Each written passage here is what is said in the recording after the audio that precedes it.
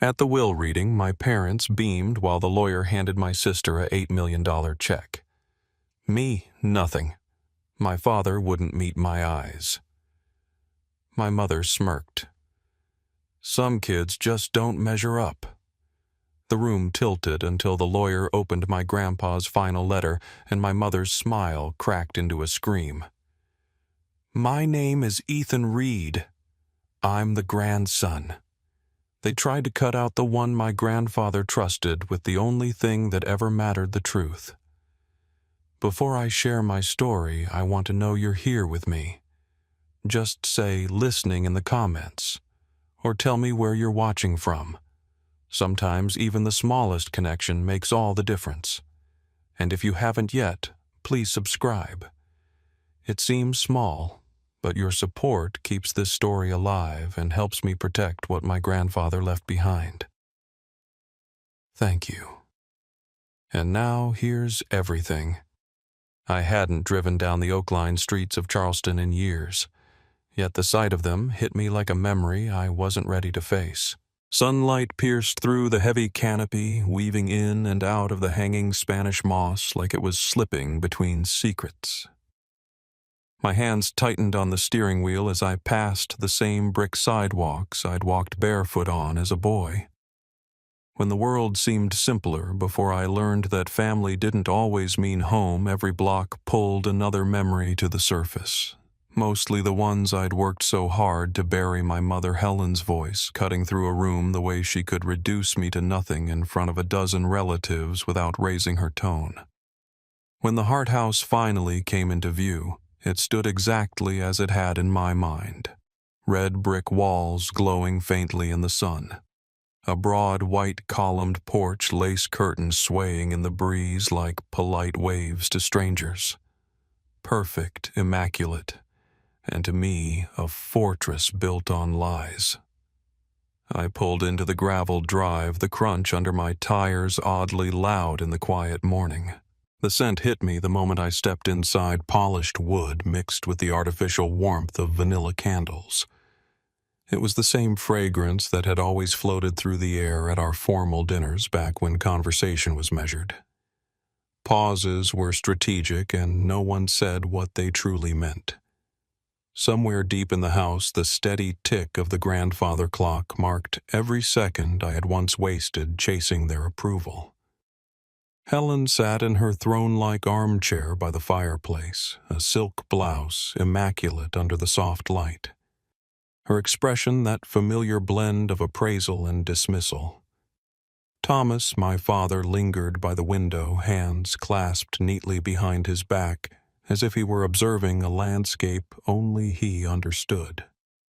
Lauren, my older sister, sat cross-legged, one polished heel swinging lazily, eyes scanning me like I was a curiosity on display. Daniel Price, the family's long-standing attorney, cleared his throat and began. His voice was steady, almost ceremonial, as he read the terms of Arthur Hart's will. Lauren's name came first. She would inherit $8 million in cash plus managerial rights over part of the family's vacation properties. My stomach tightened, though I kept my face still. Then came my turn. There is no allocation of assets to Ethan Reed Hart. The words hung in the air heavier than I expected. Helen broke the silence with a faint, cold smile. Some children simply don't qualify. Thomas didn't even look at me when he added, "If you want something, earn it yourself." Lauren's lips curled into a small, knowing smirk. I felt heat surge to my ears, but I forced it down. Losing my temper would be exactly what they wanted. I let my gaze travel around the room, noting the flicker of discomfort in a few distant relatives' eyes, enough to tell me they hadn't seen this coming. But no one spoke up. I picked up the glass of water in front of me and drank slowly. My silence calculated a shield they couldn't penetrate. Daniel Price shuffled his papers, ready to conclude when he paused. "There is one additional document from Mr. Hart that we haven't yet reviewed." The air shifted. Helen's posture stiffened. Thomas' brows drew together and Lauren tilted her head ever so slightly. Something unplanned had just entered the room. I could feel it in my chest, a ripple under the surface. Daniel Price reached into his leather case and drew out a cream-colored envelope, its flap sealed with deep red wax stamped with the heart crest. My breath caught at the sight of the handwriting slanted, deliberate inked in that particular shade of blue my grandfather always used. In an instant, I was 10 years old again, perched at the edge of his desk in the Heart Eco Lab blue ink, staining my fingers as I tried to keep up with his notes on pollination cycles as he chuckled when I rubbed at the smudge and called it the color of curiosity. Daniel Price broke the seal and unfolded the letter. His voice softened, though I could hear the weight in every word. Arthur wrote about the first day he took me to the Heart Eco Lab, how I had knelt in the dirt with a magnifying glass tracing the veins of a leaf as if it were a map. He wrote, "You are the only one in this family who has ever seen the life inside each branch, each grain of soil." The letter stated without hesitation that he was leaving the Heart Eco Lab to me.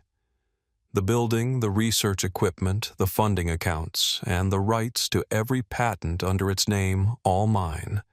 No restrictions, no conditions. The room froze. Helen shot to her feet, her voice rising in a sharp, brittle pitch. "This is absurd. This part was never mentioned before." Thomas' eyes narrowed, his jaw working silently. Lauren leaned forward, the usual gloss in her tone stripped away. "What exactly are these patents worth?" she demanded. Daniel Price's reply was firm. All of this was signed, notarized, and filed well before Mr. Hart's passing. His wishes are final. Something clicked in my mind. The Heart Eco Lab sat on land my family had always dismissed as commercially useless, warning me to never waste time there. But if Arthur had secured patents in sustainable agriculture, that property could be worth far more than they'd ever admitted. And then I saw it. Helen's complexion draining as Daniel Price continued. "No one but Ethan Reed has the authority to sell or transfer ownership of the Heart Eco Lab." For the first time in years, I felt the ground shift in my favor. When the reading ended, Helen leaned in close enough for only me to hear. Her perfume was cloying, but her tone was sharper than glass. "You will regret keeping that place." I met her eyes, letting the cold in mine answer for me, because for the first time, I held something she couldn't touch. The road out to the Heart Eco Lab cut through a patchwork of marsh and pine, the city's brick and balcony charm giving way to wind and sky. The building itself rose out of the trees like something grown rather than built timber siding, weathered to a soft gray steel beams, clean and spare windows tall as barn doors. The air smelled like damp soil and cedar. Sunlight fell through the glass in wide bands, turning dust motes into a slow parade. Somewhere beyond the greenhouse walls, bees hummed over rows of test beds and flowering cover crops. It felt like stepping into oxygen after years of holding my breath. No ticking clocks, no perfume-sweet candles, just light earth and the patient music of living things. In Arthur's office, the past waited as if it had kept the lights on for me. The desk was the same solid oak nicked at the corners. The chair still creaked the same protest when I leaned into it. On the shelf, I spotted a familiar spine, brown craft paper rubbed smooth at the edges. When I opened the notebook, the pages sailed me straight back to 10 years old. Crooked diagrams of apiaries, silly arrows labeling worker drone queen. My looping questions crowding the margins. Near the center, in his unmistakable blue ink, Arthur had written, "Keep watching. The world needs your eyes." I ran a thumb over the words. The paper had thinned where the pen pressed hardest, as if he'd wanted the message to sink all the way through. I should have stopped there. I should have let the hope of that line be enough for one day. Instead, I slid open the lower drawer, stiff, reluctant, and felt around until my fingers hit the lip of a metal box. Inside file copies, receipts, a scattering of clipped notes. Beneath them, folded twice and rubber-banded, sat a stack of printed call logs. The date columns ran through the months before Arthur died. The caller ID ping-ponged between Heart Ecolab and his home line. The recipient number was mine. In the remarks column, written by hand in blue that wasn't as warm as his, someone had scrolled the same verdict again and again. No answer, blocked by family. The script wasn't quite slanted. It leaned forward like a shove. Helen's handwriting. A heat rose in my chest that didn't feel like anger so much as altitude sickness. So it hadn't just been silence. It had been engineered. Every missed chance, every unanswered voicemail I blamed on timing or grief had been clipped away by the person who loved appearances more than anything that ever breathed. I rubbed the corner of a page until the paper flaked. The logs made a brittle little sound when I set them back down. Needing air, I crossed to the cabinet Arthur used for active projects. A green folder sat alone on the middle shelf, label as neat as a hospital chart, Project Meadow. Someone had stamped confidential in red below a small leaf icon. Inside the first page outlined a multi-year study linking regenerative soil practices to yield stability and reduced input costs. The following pages were a lattice of trial maps, data summaries, funding trenches. Near the back, a memo referenced exploratory conversations with a nationally known organic foods company, one whose logo appeared on grocery caps from Charleston to Seattle. A sticky note had flagged the page. It had been removed, but the square of faint residue remained. Value lived in these papers. So did motive. If you were someone who measured worth in dollars and parties, you might call this a prize. If you were someone like Arthur, you'd call it responsibility. And if you were someone like Helen, you'd call it leverage. I closed the folder and slid it back precisely where I'd found it. My phone buzzed. Maya checking in a brief line of text that made me smile despite everything. I drafted a reply, then deleted it. Not yet. The fewer people attached to this, the safer it was. I needed to understand all of it before I let anyone else into the room. Outside, the hives pulsed with their ordinary miracle. I suited up, lifted a frame, watched 1,000 tiny bodies ladder themselves into purpose. Bees don't argue about who deserves what. They trade heat in winter and shade in summer, pass sweetness from mouth to mouth, and build a world from borrowed light. I stood among them until the sound evened my breathing. I didn't speak out loud because the promise didn't need witnesses, but I made it anyway right there with the hum of the hives in my bones. I would keep what Arthur gave me safe, not because of what it might be worth, but because of who it proved I was and who he still believed I could be. That night, with the windows open to the last of the day's heat, I read the call logs again. Every mark of that blue pen was both absence and instruction. I slid the notebook with his message to the top of the stack and left the office the way I'd found it. When I locked the door, the deadbolt clicked like a period at the end of a sentence I was finally ready to finish. The first sign something was wrong arrived in small, annoying ways. The mailbox at the front gate hung open one morning, the hinge squealing high and theatrical when I shut it. The security app on my phone pinged with 2 late-night entries that never completed failed code attempts, spaced exactly 15 minutes apart like someone with a timer. By the 3rd day, I set a stool by the server rack and watched the cameras spool through time. Just after midnight, a figure in a dark suit slipped along the gravel and into the shadows of the greenhouse. Even in the grainy light, I recognized the careful, efficient walk. Lauren's assistant, the one who never smiled unless she needed something signed. He didn't get far. Motion sensors flared him white as a scarecrow, and he retreated, but not before pausing to glance toward the office wing as if he were making a note. By mid-morning, Lauren arrived with a bakery box and the kind of cheerful expression people put on when they're preparing to pry open a vault. She didn't wait to be invited. She breathed in set croissants on the counter like a blessing and took the swivel chair opposite mine. "This place is surprisingly cute," she said, turning in a slow circle. "I pictured more industrial." "It works," I said.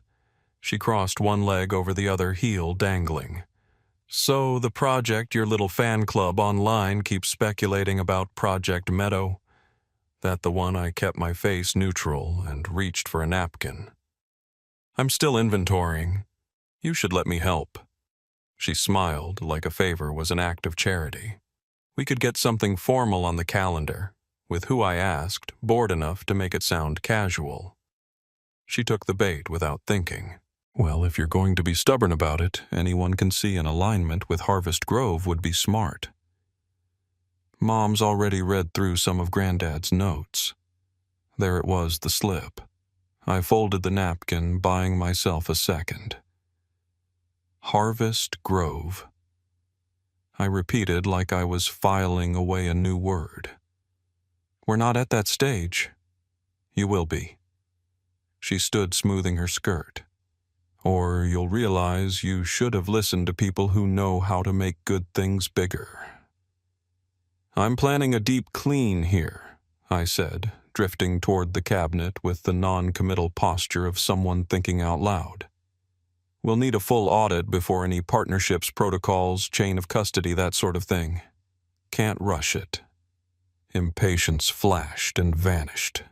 She lifted the bakery box lid, left a croissant like an unasked-for offering, and walked out with the same light click of heels I'd heard on our parents' marble floors my whole life. When the door closed, I waited until her car engine receded to let myself breathe. That afternoon, I met Daniel Price at a cafe off Marion Square, the kind with tile that looked original and coffee that tasted like someone cared how water met heat. He accepted the file copies without asking for a preamble, scanned the call logs, and exhaled through his nose. "Your grandfather almost signed a memorandum with Harvest Grove," he said. "He canceled at the last minute. He told me privately he was worried the project would become a tool for the family machine instead of what he intended." "What did he intend?" I asked, though I already knew. "To prove that good stewardship and good business weren't enemies," Daniel Price said. He tapped the logs. "You should also know what they might try next. If they can't move you, they may try to move the court. Question your capacity to manage the asset, paint you as unstable, unfit. It won't be easy for them, but it's a card some people like to wave around to see who flinches." I sipped coffee that had gone lukewarm and pictured Helen in a lawyer's office describing me in studied fragments, emotional, unreliable, absent. A version of me that would look persuasive on paper if you'd never watched me spend a weekend rehabbing a busted irrigation rig or read the notebooks I kept for years, just in case someone someday asked me to prove I'd been paying attention. "Let them wave," I said. "I'm busy." When I got back to the Hard Eco Lab, the light was sliding long and gold across the test beds. I reset the security timers, added a second code requirement to the office door, and walked the perimeter until the night took over. Crickets started up at the fence line. A breeze rolled through that smelled like basil and loam. Halfway across the experimental garden, I heard a small wrong sound, too light to be an animal, too careful to be wind. By the time I reached the rows, whoever had made it was gone. In the soft mud by the drip line, a single heel print sank clean and crisp, narrow-toed, expensive. I didn't need a brand chart to know whose footprint echoed like punctuation. I stood under the greenhouse eave until my eyes adjusted to the dark. Somewhere on the far side of the trees, a car door clicked. I waited until silence felt complete again. On my way back inside, I caught my reflection in the glass shirt, rumpled jaw, set eyes that didn't look like a boy asking to be let in anymore. The war they wanted would not live only on letterhead. It would show up as late-night footsteps and open mailboxes and smiles that hid the blade. In Arthur's office, I took the notebook from his shelf and set it on the desk where I could see that one line without even bending. Keep watching. The world needs your eyes. I said into the clean, bright dark. And I will. On Monday morning, my phone buzzed on the workbench while I was cataloging soil samples. Maya's name lit up the screen along with a link. I tapped it, and the Charleston Ledger headline filled my vision. Grandson seizes Heart Eco Lab amid family feud. The article didn't waste time. It called me the ungrateful heir who had snatched the Heart Eco Lab from the family that had built it. It claimed my grandfather had been suffering memory lapses when he signed the will implying the bequest was a mistake. Below, a candid shot of me leaving the Hart House, head down, jaw tight, sat beside a photo of Lauren mid-tier mascara, smudged the perfect picture of a sister betrayed. I drove straight to the Hart House.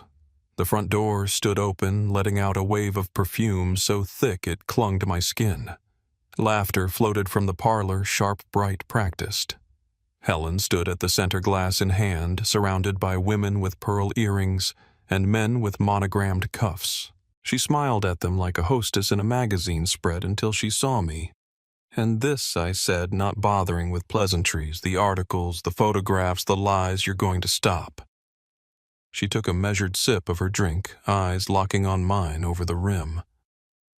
The public deserves to know the truth, she said, her voice smooth as lacquer. Truth, I repeated. Her smile didn't waver, but her words came out colder.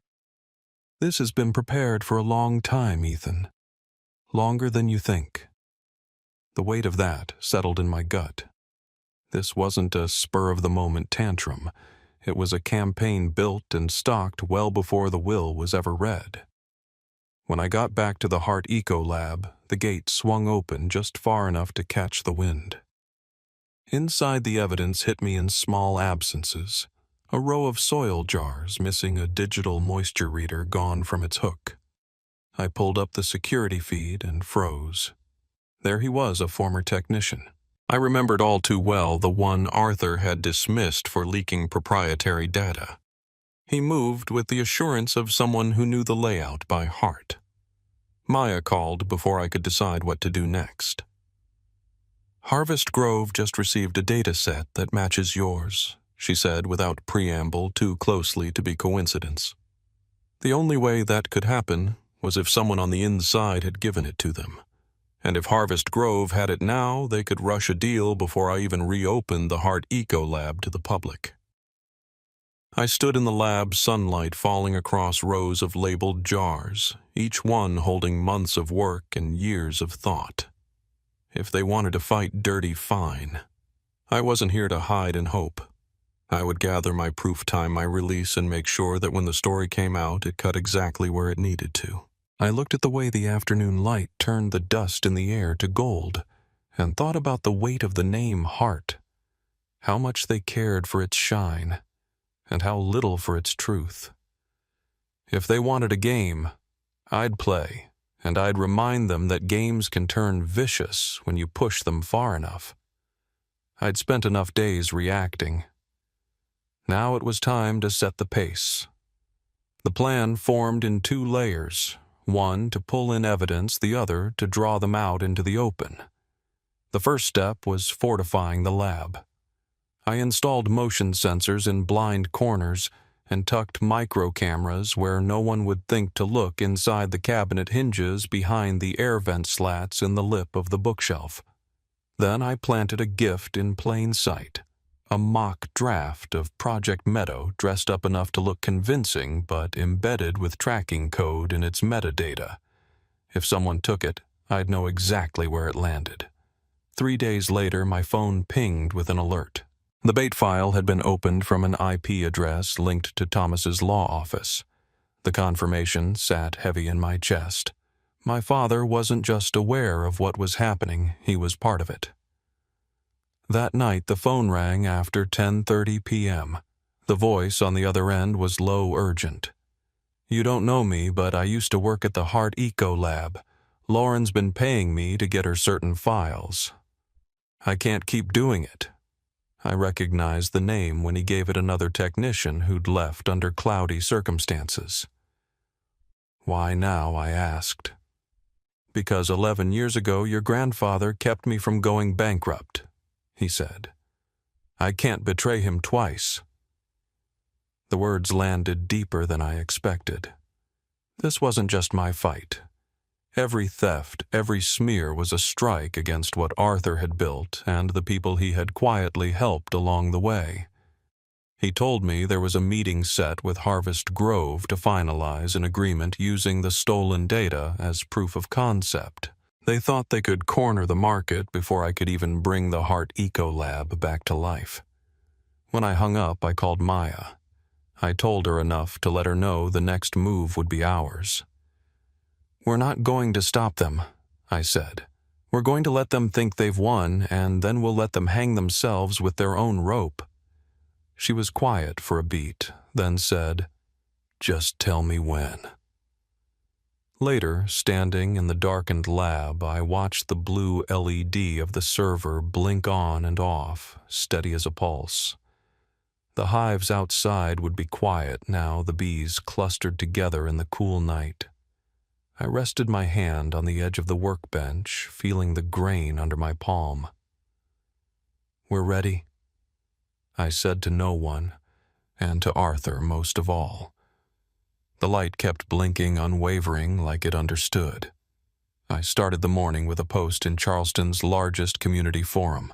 A photograph of the Heart Eco Lab bathed in early light paired with an excerpt from my grandfather's letter explaining why he had chosen me to inherit it. His handwriting filled the image. Deliberate strokes, measured spaces, the kind of script that could not be faked. The post spread quickly. Comments flooded in, some calling me the rightful heir, others accusing me of rewriting history. A tide of anonymous accounts emerged almost instantly defending Helen and Lauren with coordinated precision. Their words carried the same phrasing, the same pointed insinuations. By midday, my phone rang during a project meeting. Helen's name flashed on the screen. "Take it down," she ordered the moment I answered. Her voice was tight, sharp enough to cut. "No," I said simply. Her reply came fast, almost like a reflex. "If you keep this up, I'll let the whole city know you're not even Thomas's blood." The room seemed to tilt. It was the first time I had ever heard those words. I let the silence stretch her breathing ragged on the other end before hanging up. The next day, a new article appeared, this time claiming through a trusted source that I was preparing to sell the Heart Eco Lab to a foreign investor. The fabrication was cleanly crafted, laced with just enough invented detail to unsettle people. Messages poured in from colleagues and community members, some worried, some angry. The story had done its job. Instead of answering online, I sent invitations to local reporters asking them to visit the Heart Eco Lab. That afternoon, I walked them through our active projects. The research still in progress, the archives intact. While they toured, I released a short video to the community forum. Grainy security footage showing Lauren's assistant rifling through Heart Eco Lab files. I didn't add names or context, only the caption. Sometimes the danger comes from inside the family. That evening, my phone buzzed with an unfamiliar number. The man introduced himself as a director from Harvest Grove. "We're canceling the meeting with Helen and Lauren," he said. "We're not getting dragged into family disputes." It was the first direct fracture in their plans, the first piece of leverage that cut into their financial ambitions. Hours later, a text came from an unlisted number. "We will not let you take this family down. Watch yourself on Friday." Friday was the Hart Foundation's anniversary gala, Charleston's most visible stage, where the family paraded its influence in front of donors, politicians, and the press. If they wanted a confrontation there, I would be ready. The ballroom at the Palmetto Grand Hotel was dressed to impress, crystal chandeliers throwing light over rows of white linen tables, the air threaded with the scent of wine and gardenias. Guests mingled in formal wear, their conversations punctuated by clinks of crystal. Helen moved through the crowd with perfect poise, one hand on Lauren's arm, their smiles like polished glass. They laughed too easily, heads inclining toward whispered confidences, each gesture reinforcing the image of a family unshaken. I arrived in a plain, well-cut suit, Maya by my side. In my inner pocket, a USB drive held scanned pages of my grandfather's letter security footage from the Hart Ecolab break-in, and a record of calls Helen had intercepted to keep me from speaking with him in his final weeks. When Helen took the stage to speak about legacy and unity, I stepped forward and asked for a single minute to honor my grandfather's memory. She hesitated, but with the audience watching, she stepped aside. The projector behind us flickered to life. My grandfather's handwriting filled the screen, his words clear and steady. "I leave the Hart Eco Lab to Ethan Reed because he understands its mission not for the sake of name or lineage, but for the work yet to be done." The image faded into the security footage. Lauren's assistant in the Hart Eco Lab at night, pulling files from a cabinet, her face half turned toward the camera.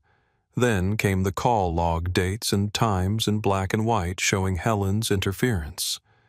The room fell silent except for the faint hum of the sound system. Helen's face drained of color.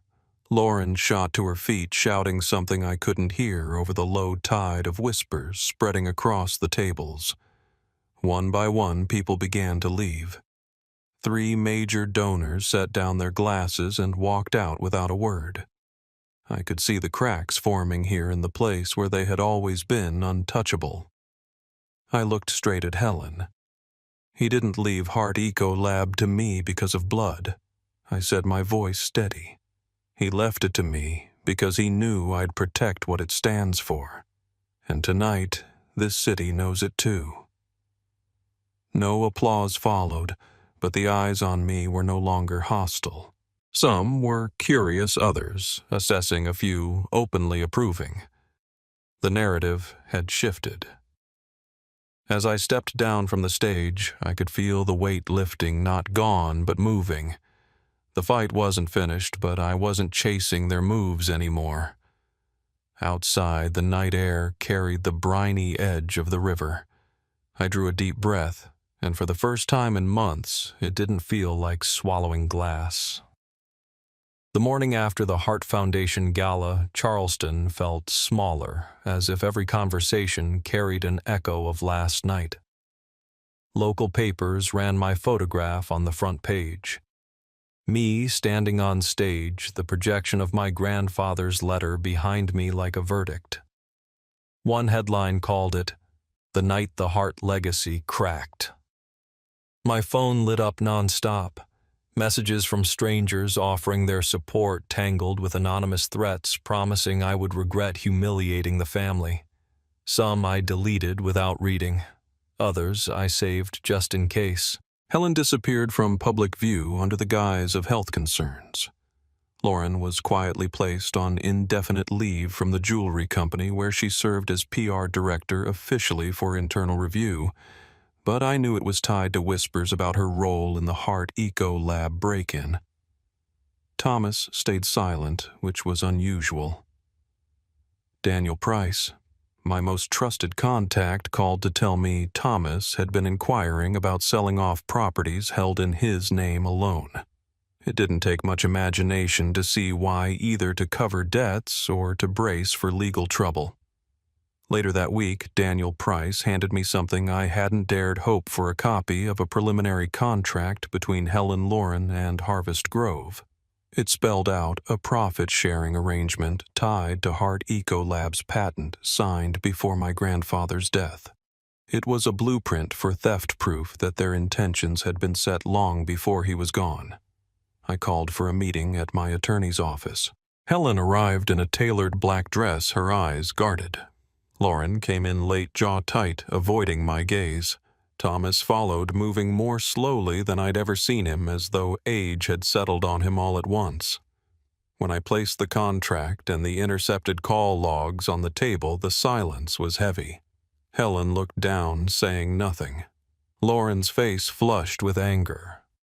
Thomas simply exhaled, as if he'd been carrying a truth he could no longer deny. I spoke evenly.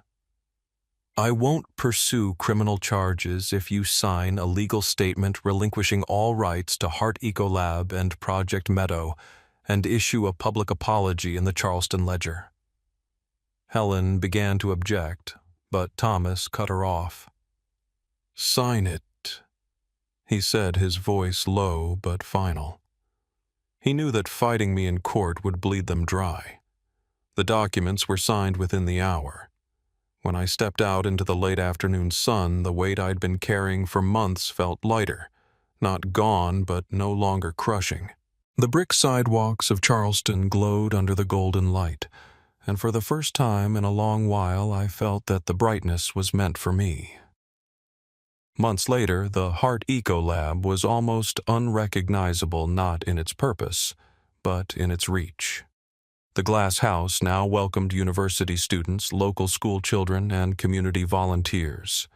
Classes on sustainable agriculture filled the calendar. Bee colonies thrived in newly built hives, and the soil restoration projects my grandfather dreamed of had become reality. I worked alongside the research teams, not just overseeing, but getting my hands dirty. I was no longer defending a legacy. I was living it. One quiet afternoon, my grandmother Ruth visited. She walked slowly through the Heart Eco Lab, pausing to touch the leaves of plants she recognized from decades past. Then she handed me a small silver pocket watch. "This was Arthur's," she said. When I clicked it open, I found a small photograph tucked inside. The 10-year-old me crouched beside a blooming magnolia, eyes fixed on its petals. "He always believed time would prove who truly deserved this place," she told me. Later, I stood beneath that same magnolia tree in the courtyard. Sunlight streamed through its white blossoms, painting dappled patterns across my hands. Bees drifted lazily between flowers, their steady hum, the soundtrack of a world my grandfather had wanted to protect. I whispered to the air, "Tomorrow we keep building." It was a promise not just to him, but to myself, a vow to carry forward without needing the approval of the Heart name. In my mind's eye, I could see the moment from above like the closing frame of a film. Me standing under the magnolia, the Heart Eco Lab bathed in light behind me, bees glinting like flecks of gold in the air. And in my voice, steady and certain, my grandfather left me more than a laboratory. He left me freedom.